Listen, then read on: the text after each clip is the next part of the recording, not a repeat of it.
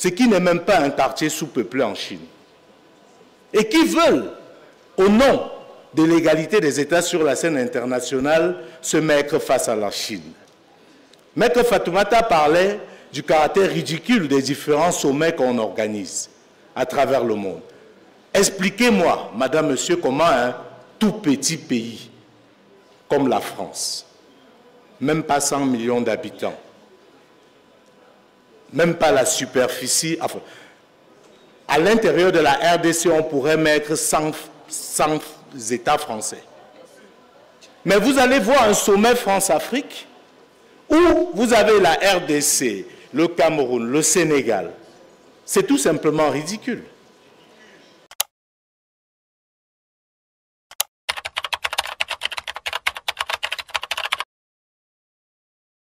Maître Fatoumata a posé la question tout à l'heure, à quoi sert l'Union africaine?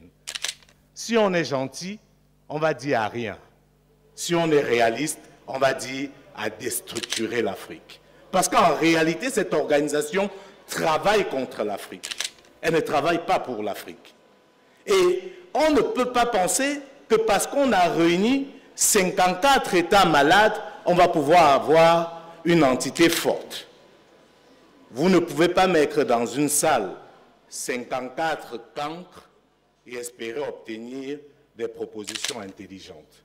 Ce qui se passe aujourd'hui, c'est que l'essentiel de nos États est malade. Et nous n'arrivons pas à les soigner. Et nous pensons que nous allons pouvoir, avec des États malades, avoir une entité qui puisse parler au nom de l'Afrique.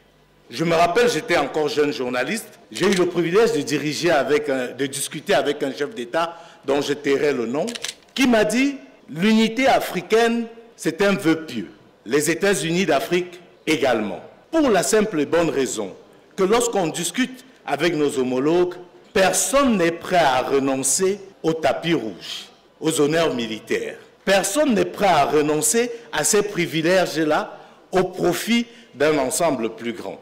Et vous voyez pourquoi aujourd'hui, dans nos États, on a du mal à nous développer. Parce qu'on nous a trompés sur ce que devrait être un État. Il s'agit ici pour nous de dire quoi, madame, monsieur? Que nous devons refaire les fondations. Nous devons repartir à zéro et penser notre intégration de manière différente. Maître Fatoumata l'a dit tout à l'heure, nous ne devons plus nous unir uniquement du fait de la proximité géographique. Ça n'a aucun sens. Parce que ce n'est pas parce que vous êtes mon voisin que nous avons le même objectif, que nous avons le même intérêt. Et c'est le problème de l'Union africaine. Et c'est pour ça que je dis, l'un des gros problèmes de l'Union africaine, c'est que c'est la cour du roi Péto. À l'Union africaine, c'est entre qui veut. Alors qu'à l'Union européenne, par exemple, c'est entre qui peut. Vous voyez très bien qu'aujourd'hui, pour être membre de l'Union européenne, vous devez montrer patte blanche. Vous avez des étapes à franchir. Pourquoi? Parce que ce qui caractérise l'Union européenne, c'est une communauté d'intérêts. Ce n'est pas une question de proximité géographique. Alors qu'à l'Union africaine, il suffit que vous soyez un État africain et vous êtes automatiquement membre de l'Union. Dans ces conditions, quels résultats pouvons-nous obtenir? Quand dans la même salle, vous avez des dirigeants dont l'objectif est de conserver le pouvoir, comment voulez-vous les associer avec ceux qui peuvent avoir une vision pour leur pays? Ça ne marchera jamais. Donc c'est pour cela qu'il faut totalement refaire les bases et nous unir sur les intérêts, indépendamment de la proximité géographique. Et dans ce cas de figure, l'exemple de l'AES peut être très intéressant, parce que là, on a une organisation qui s'est mise en place davantage parce que les intérêts les y obligeaient. Ils avaient un ennemi commun, ils ont décidé de se mettre ensemble pour le combattre. Et la cerise sur le gâteau, c'est que ce sont des États voisins qui partagent les mêmes frontières. Mais le succès de l'AES ne viendra pas du fait que le Mali, le Burkina et le Niger soient des États voisins, mais du fait qu'ils ont un objectif commun, qu'ils ont des intérêts communs et qu'ils vont se mettre ensemble pour les atteindre. Il y a une initiative qui a commencé à voir le jour, je pense que c'était à Lomé au Togo, qui s'appelait l'APA. Et l'APA, dès le départ, présente pour ambition d'aller au-delà de ce qu'offre l'Union africaine, de dire nous n'allons plus nous réunir juste parce qu'on doit se réunir. On doit se réunir pour travailler sur des projets concrets. Et c'est des choses qu'il faut absolument regarder. Si on reste sur la République démocratique du Congo, moi je suis venu par Brazzaville, donc j'ai passé la nuit à Brazzaville, et dans l'hôtel où j'étais, il y a eu pas moins de 20 fois des coupures d'électricité. Ça me rappelle la récente chronique d'Alain sur le fait de savoir si nous autres Africains, nous sommes condamnés à vivre dans le noir. Depuis des décennies, on parle d'un fameux projet qui pourrait régler le problème énergétique en République démocratique du Congo et bien au-delà, le projet Inga. Pourquoi ce projet ne bouge pas? On va vous dire qu'il y a un problème de mobilisation des finances. Mais si le problème de Inga reste le problème de la seule République démocratique du Congo, il y a de fortes chances qu'on n'y arrive jamais. Mais imaginez que plusieurs pays décident de se mettre ensemble autour de ce seul projet. Alors les 14 milliards qu'on espère lever, je suis en dollars, peuvent être plus facilement mobilisés par un groupe d'États que par un seul État. Voilà où nous péchons. Et je terminerai par parler des BRICS. Aujourd'hui, les BRICS se présentent comme l'alternative à la domination occidentale. Mais vous voyez bien qui sont les membres du BRICS. Ont-ils une quelconque proximité géographique entre la Russie, la Chine, l'Inde, l'Afrique du Sud? Ils sont aujourd'hui ensemble, pourquoi? Ils ont un ennemi commun, ils ont des objectifs communs, et on s'en fout de savoir si vous êtes plus proche ou si loin de moi. C'est qu'est-ce que nous voulons faire ensemble. Madame, Monsieur, je voudrais dire, pour nous aujourd'hui, il s'agit de faire autrement. Comme j'aime à le dire, on ne peut pas faire la même chose chaque fois et essayer d'obtenir un résultat différent.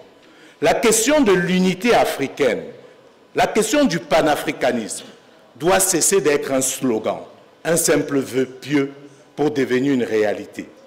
L'unité de l'Afrique n'est pas seulement une nécessité, n'est pas seulement un vœu, c'est un impératif de survie. L'Afrique doit s'unir ou périr. Ce n'est pas un choix, parce qu'en réalité, nos micro-États ne valent rien. Encore ici, heureux, on est en République démocratique du Congo, qui est l'un des plus grands États au monde, pas en Afrique, qui a une population de plus de 100 millions d'habitants. Mais figurez-vous que dans notre continent, nous avons des pays qui ont 1 million d'habitants, ce qui n'est même pas un quartier sous-peuplé en Chine, et qui veulent, au nom de l'égalité des États sur la scène internationale, se mettre face à la Chine. Maître Fatoumata parlait du caractère ridicule des différents sommets qu'on organise à travers le monde. Expliquez-moi, Madame, Monsieur, comment un tout petit pays comme la France, même pas 100 millions d'habitants, même pas la superficie, enfin, à l'intérieur de la RDC, on pourrait mettre 100 États français. Mais vous allez voir un sommet France-Afrique où vous avez la RDC, le Cameroun, le Sénégal. C'est tout simplement ridicule. Et c'est ça le problème auquel on est confronté. Et c'est pour ça que personne ne nous respecte. Parce que pris individuellement, on ne vaut rien. Mais imaginez un seul instant qu'on décide que désormais, il n'y aura plus ce type de rencontre. Nous, on ne veut pas parler à la France, on veut parler à l'Union européenne. À la limite, on peut accepter un sommet Chine-Afrique, c'est 1,2 milliard d'habitants. On peut accepter un sommet États-Unis-Afrique, parce que les gens oublient que les États-Unis ont pratiquement notre parcours. C'est 50 anciens États qui, eux, ont décidé de se fédérer, ça veut dire de s'agréger pour devenir la première puissance du monde. Et nous, les Africains, on continue à se gargariser d'être qui Sénégalais, d'être qui Maliens, et être prêts à nous entretuer pour revendiquer quelque chose qui est totalement absurde. Je voudrais terminer en vous disant, chers jeunes étudiants, que vous êtes les descendants de Patrice Lumumba et vous devez en être fiers. Mais être fier de Lumumba, ce n'est pas seulement réclamer son héritage, c'est de continuer son combat. Lumumba, revenu en 1958 du Ghana, après sa rencontre avec Kwame Nkrumah, a décidé d'embrasser le panafricanisme. Et pas seulement dans les discours, mais dans les faits. Et c'est pour cela que certains leaders indépendantistes africains trouvaient refuge ici dans votre pays.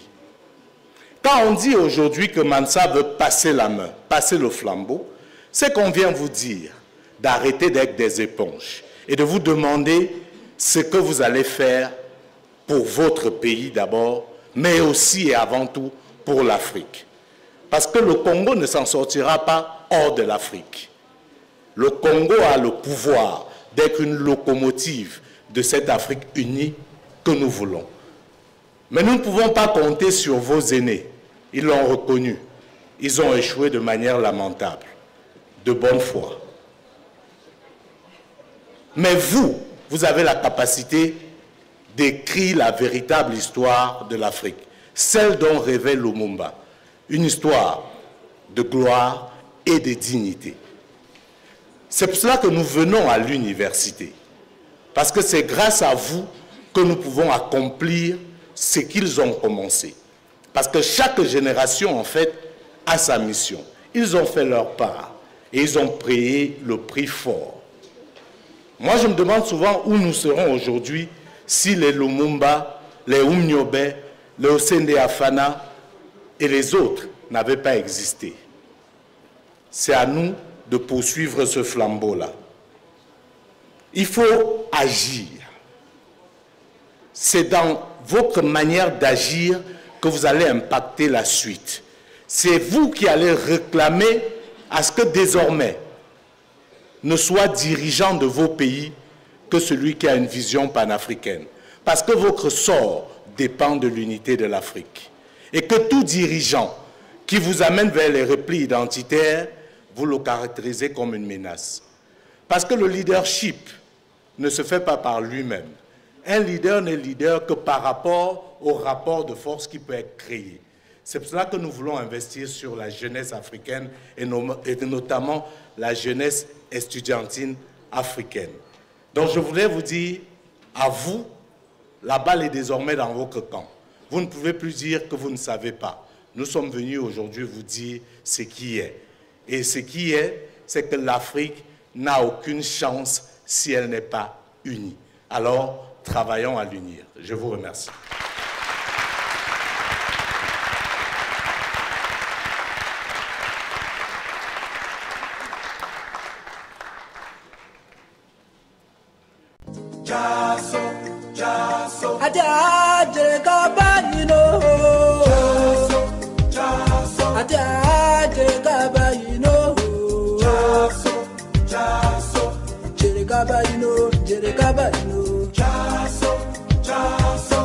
Jerekabayino